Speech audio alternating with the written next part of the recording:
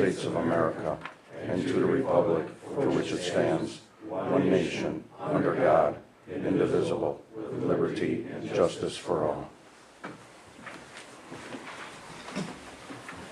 Today is January 12th. Can I have a roll call, please? Cleary. Here. Harris. Here. Meyer. Here. Caprows. Here. Coleman. Here. Whalen. Here. Before we go on the recognition of audience, we received some correspondence that I think I'd like to comment on. I think it's important. I'm sure that's why the residents are here tonight. It's other correspondence besides what you gave us tonight. I don't know, and apparently this was prompted by an article that was in Southland Voice. I didn't read the article. I don't know if any of the board members did. But there seems to be concern that with the concessions or negotiations that were going on with the new prospective owners, whether it be the current prospective owners, past prospective owners, or the case may be, there was a concern whether we were changing the development agreement where we would not allow, to make it shorter, that we would continue to have the golf course as green space, as a golf course, or whatever the case may be. There was never any negotiations whatsoever or consensus of anything of changing that development agreement. There was nothing going on as far as allowing any kind of building going on. There was a development agreement in place. This board 2 years ago, in fact it happened after election when I first took office, this board gave us direction, when I say us, staff, Bob and I, that anybody that came in and talked to us about anything going on at the golf course, that first and foremost, we would try and keep it as a viable business, as a golf course only, and if we could not do that, we would keep it open space, green space, and if necessary, yes, it would basically be grassy lands. We have not done anything to the contrary. I have no idea where this has started, where it came from, and I didn't read the Southland Voice. I don't expect that to change. All of us on this board has expressed their desire to keep the history of that golf course as open space, green space in the village. It is near and dear to all of us, and that's what we plan on doing. Okay, there is one portion that came up as far as a concession. It had to do with infrastructure, and then basically when I'm done, I'm going to ask the village attorney to explain that. But once that offer was on the table, we consulted with the village attorney, and he assured us that that would not change our opinion or our strength in any way or form. That if you remember, we went to court for this, and we successfully won. And we sure as hell, and I'll say hell, not going to throw that court decision away to give up the open space for our residents. Simple, that's what's basically said and done. I don't know what else to say, because like I said, the other things that have been addressed in there, I will admit that there was talk of a traffic light going up here at Penfield, okay? If you look at the alignment of Buddy's entrance, the golf course entrance, and Penfield, thinking that we are trying to redevelop Penfield, make it nicer, the old downtown area, at some point in time there may be a need for a traffic light there to realign everything, but that is just so premature. It's a thought. It has nothing to do with the street running through the golf course, which was proposed by MGM 10, 15 years ago. That's dead. That's not even on the table. We're not even talking about it. Once again, I don't know where the idea came up that we could possibly run a street there, except that it's something that's old news and it's in the past. So again, I reassure you, which I think that's what you're here for tonight, part of it. I also reassure the other residents that has written the letter, and all the residents of the village, that we intend to, as far as we can within our legal bounds, to maintain that as open space and green space. Tim, if you can address the one consensus about the infrastructure that we're going to take up. You're talking about the easement for the water line? Yeah. There was an easement that's needed for a water line that's running through the golf course, so as part of the agreement, we were going to get an easement from the new owners for that water line. Back when the property was owned by a single entity, before the foreclosures, bankruptcies, and all that, it didn't matter because it was one owner. Now that it's piecemealed, more so with 3 different owners, the need for that easement arose, so that was part of the transaction if the new owners were to purchase the property. It was the other concession as far as, They wanted to decouple the financial requirements Oh, placed on the developer who owned the golf course at the time for the 2 undeveloped pods that are already approved way out to the east, and they wanted to be removed from that Yeah, tower. all of the obligations under the development agreement had to do with property other than the 27-hole golf course that this particular transaction was involved in. So the remaining developed land out there that's platted, but may look like weeds and be mowed, that has the financial obligations still. In order for the new purchasers to close on the property, there had to be something to take out the financial responsibilities for the golf course proper itself. Because no bank was gonna give them financing. Right, so that was the only part about clarifying that in the development agreement. It had nothing to do with changing zoning or otherwise, but just taking out that obligation and make sure that they were more care. And to once again assure the residents, if anything like that would occur to that magnitude, I would have to assume, number one, hearing, number two, notified, three, any development like that would have to come before this board, of which our residents would be notified. So I assure you that, our residents, that there was nothing else going on about the golf course, and whether you know it or not, the deal's dead anyways. We know. So any of the concessions that we considered on the table are now off the table, and/or if there are other properties associated with it, even if those other properties go through and the golf course does not, the intent of this board was to try and make sure that stayed as open space and green space, and the concessions were primarily in consideration of that, not anything else. But bottom line is, the deal is dead, and there's nothing else on the table right now. So, anybody else from the board need to say anything like that about this one happening? Just one thing, when we talked, the last time we talked about it, when this came up, and I think just about everybody on this board said we were not interested in doing anything residential. When that came up, even the concessions, we all had a concern about it. But also, there was no press here that night. I don't think there was any press here. So- There hasn't been. But our meetings are on YouTube. Okay, so they pulled it, yeah, because I was gonna say, I have no idea where we're Yeah, reporting we about don't know where it came from. Anybody else from the board? Well, if I could add real quickly, at the last meeting, we did discuss certain incentives if they did close on the property. But as we discussed at that time, I'd have to put an ordinance together, you'd have to have it at a public meeting and then approve it. So even then, those were simply discussions if they went through. The discussions of those incentives were in the public meeting too. Correct. But the letter was never issued, because the deal was dead. So, there's nothing on the table. But that being said, we should hear, or at least address the letter, because the letter was presented. We're talking about something that's not even on the agenda. So, We are addressing. unless the recognition of audience, We are addressing the letter, explaining an explanation of the letter, and then, once we are done at the board level, then we'll give the public, as always, opportunity to speak. Anybody else want to address the letter at all? No, I think, I agree, the concessions were spoke about in an open meeting. Nothing was agreed upon. At that meeting, when we left, there was trustees, that myself included. I was particularly concerned about the traffic light, asked about the distance between there and Penfield, asked if studies would be done. I think there was actually another trustee, I can't remember who else, that also kind of seemed a little concerned with the close proximity of the 2 stoplights on Route 1 with truck traffic. Again, it seems like this, some of these letters or some of this stuff was pure speculation. And the meetings, like I said, were open to the public, it was discussed in public, and it was also basically taken away with the thought that if anything were to come through, it would have to go through this board, so.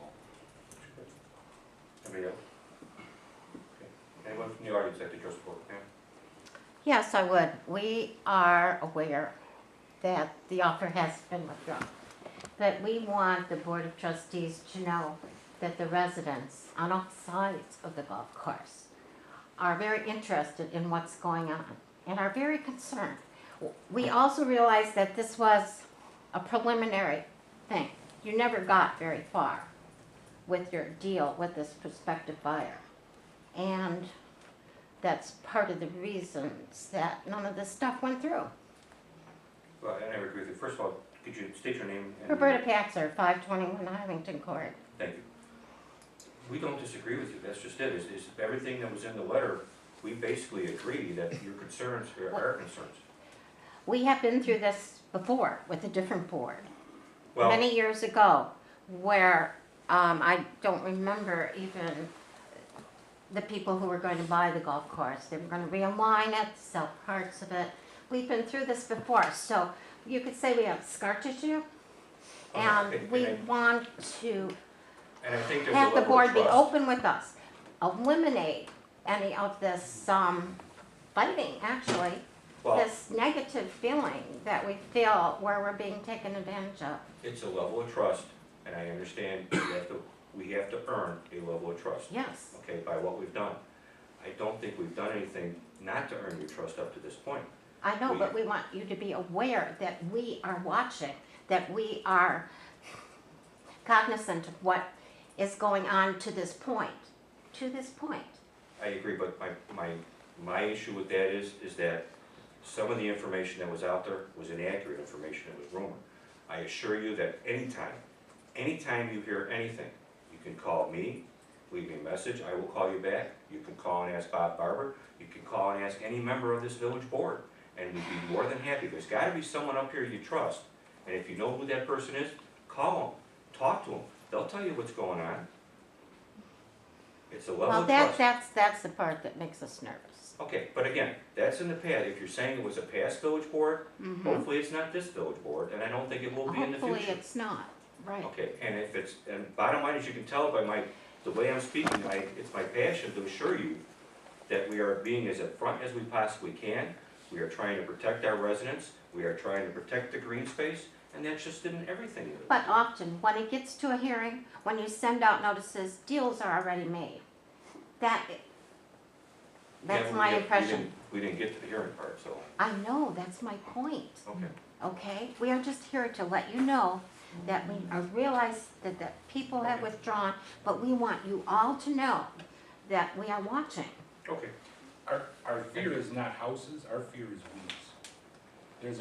There's a possibility that the golf course would just turn into open space, unmaintained open space. I And understand that's a that. big concern, because now instead of a golf course, you've got people want to call it a prairie, but it'd probably be weeds. You know, if you look at Hidden Meadows across the street from Urban Hills, that's what happened over there. It's a possibility. And we're trying desperately to keep that from happening, but I don't know. Yeah, but to what expense? That is what we're watching. Well, Okay, in several so years ago, end of discussion as far as I'm concerned. I don't know about if anybody else wants to say anything, but we just want you to know that we're watching. All right, if anybody else wants to address the board? I just say, Mr. President, the reason that we were concerned is the Southland Voice article was so specific. It spoke of 14 points. So something must have been in writing that you folks saw. In particular, among those 14 points was language about the need to build houses if the golf course did not become a viable economic entity. I'm telling you what the article said. I have no way to know if it was true or not, but it was so specific that our suspicions were aroused. Here's the no, 14 this is points. what they want.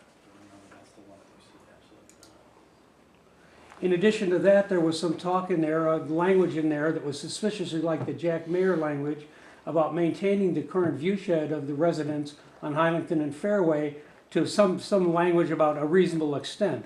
And all of those things cause us concern because in the mind of Jack Mayer, if you'll remember, reasonable extent in his mind was about 50 yards from our back door.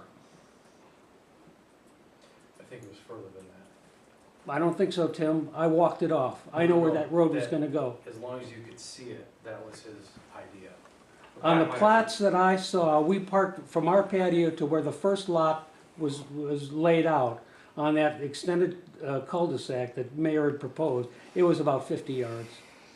Okay. Mayor's gone, thank God. He's forgotten. There's a We have court- not forgotten him. That's what I said. Okay, when I say forgotten, I understand what you mean. We haven't forgotten it either. Okay. We won that, my End point I of made discussion. earlier. Our concerns were simply generated by that article, and it seemed so specific, it seemed worthwhile to bring it to your attention. We'll leave it at that. Okay.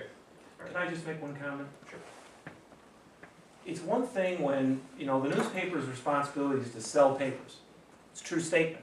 Every newspaper is looking for a thing to catch your eye, get your attention. And we televise our board meetings on cable and also on YouTube.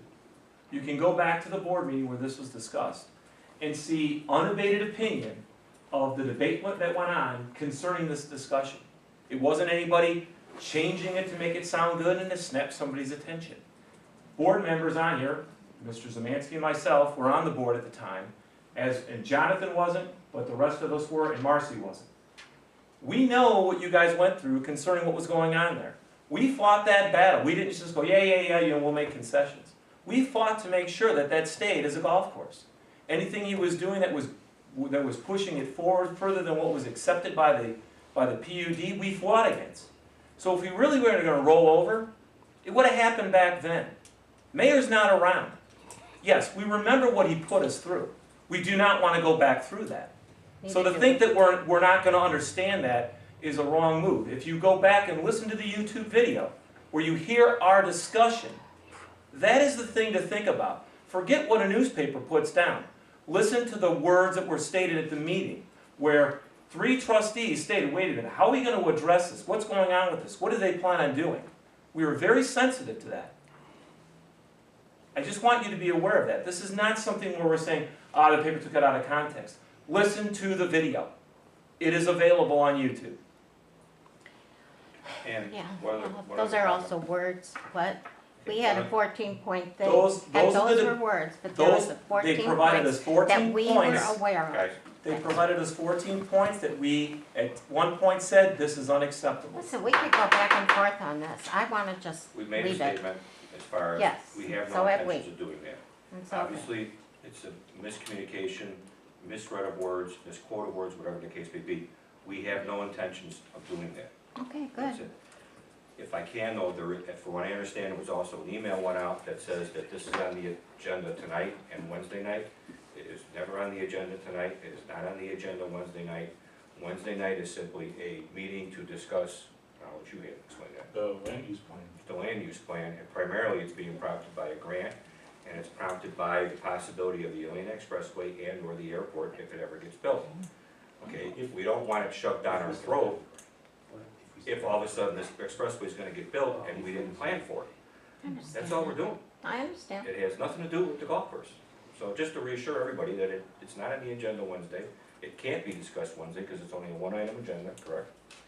And it was never on the agenda for tonight, except that we had this correspondence, what I felt we should address. So, Well, thank you. thank you. Okay. Village Commissions, Beautification Commission, trustee. Nothing to report, we're having our next meeting sometime in March. Fourth of July Commission, trustee Coons. Yes, the bid specs have been prepared for the 2015 Fourth of July raffle car. They're ready to go out, they'll probably go out the middle of February, and we'll probably open bids probably 10th or 12th of April. So we're getting ready to go into the 2015 Fourth of July festival.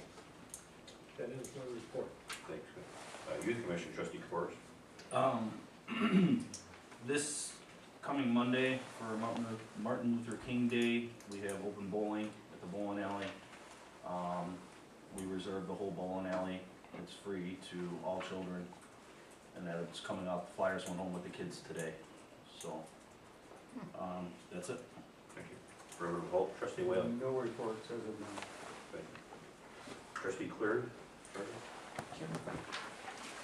Okay, starting with the accounts, as we do. It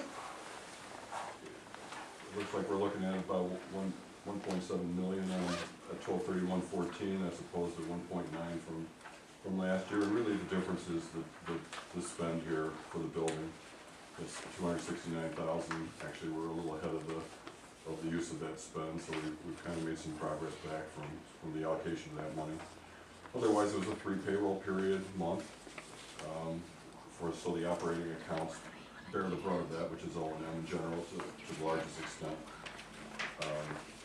In addition, the AP that month was a little higher than some months with various expenses we went through last month. So all in all, nothing unexpected. We're following the trend that we'll see on the next sheet from previous years. The commissions are largely unchanged. There was a small amount of activity in the 4th of July. A couple checks that looks like probably cleared.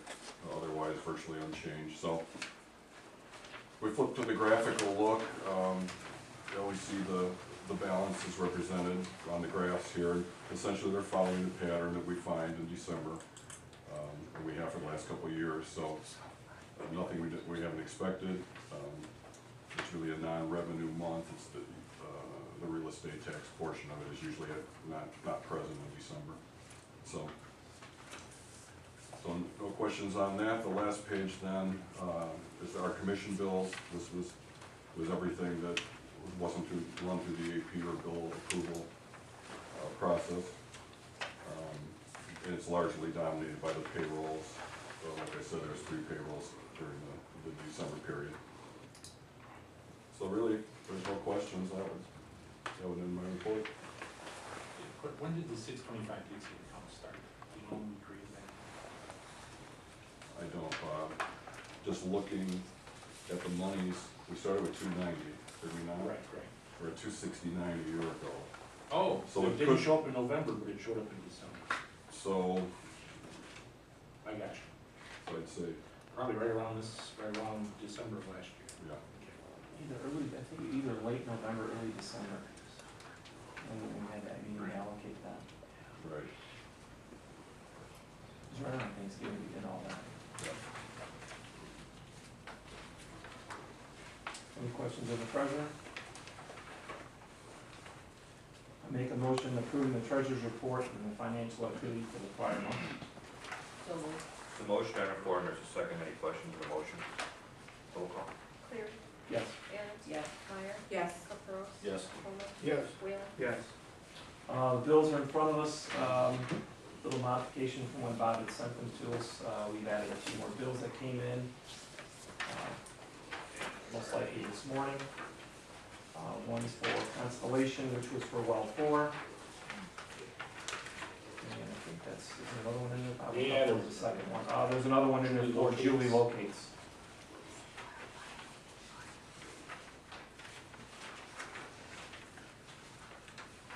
Questions concerning the bills? I think West Side Tractor there was one too. But maybe I forgot to highlight it. Yeah, I forgot to highlight it. West Yeah, that Side wasn't Tractor is a there. new one. Mark that Jeanette is new. Those for the thermostat on the back. Anybody have any comments? Again, none, I make a motion approving the bills for the month of December 2014 in a total of $129,369.97. Second. There's a motion on the floor, and there's a second. Any questions of the motion? Roll call. Whalen. Yes. Coleman. Yes. Caprows. Yes. Meyer. Yes. Aaron. Yes. Cleary. Yes. One other item I'd like to bring to everybody's attention. The 5-year plan was modified, was it around November? You updated that? So it's been sent to us under separate cover. We're gonna be bringing this up at the next meeting for a vote. So if you can go through it, this is kind of what we're gonna be using to develop our budget. So we need to have people, if you have any questions or comments, bring them up for the next meeting. That's it. Kim had his hand up. Yeah. I'm sorry, also, in part of the treasurer report, there is the budget from the 4th of July committee. So the preparer is sitting behind me. If you had any questions about that, or if you'd like to comment on what you're showing us currently, go ahead. This is the middle column there, is the final report for the 4th of July. So if you look at page 3 of it, it does have that the net was about 26,000. And then when you put in park expenses, it gives us a negative amount. Without the beer stand, but including the park expenses, we still made about $3,000. But there were about almost 56,000 spent on the beer stand. And if you look at the 2015 budget, we have budgeted $15,000 for the beer stand. And we got pretty good at predicting revenue and predicting expenses. But the budget's there for you to look at. That was approved by the commission, by the way, maybe a month or 2 ago. That was the rebuild of the beer stand, the 55? Okay. That was the rebuild of the beer stand, the 55? Yes, and we have about another 15 that we have budgeted for this coming year. So it'll be about $70,000 facility. There's garage doors rolling Right. towards it. So I'll do the tabulation, but we're probably at 300,000 that the Fourth of July Commission has spent in the park for park improvements. It's a pretty substantial amount of money for this small group to spend improving the park. Thank you. Scott? All right, we have one bill to pay for 625 Dixie Highway account, and that's for McGrath office equipment. That's for the extra board table that we have in the room, in the amount of $431. So I'd like to make a motion to pay this bill in the amount of $431. Second. Motion on the floor, a second, any questions on the motion? Roll call. Cleary. Yes. Aaron. No. Meyer. Yes. Caprows. Yes. Coleman. No, Whalen. Yes. Any new business to come before the board? Now, is there a motion to adjourn? So moved. Second. Motion made and second, all, roll call. Whalen. Yes. Coleman. yes. Caprows. Yes. Meyer. Yes. Aaron. Yes. Cleary. Yes. See you in 48 hours. Thank you.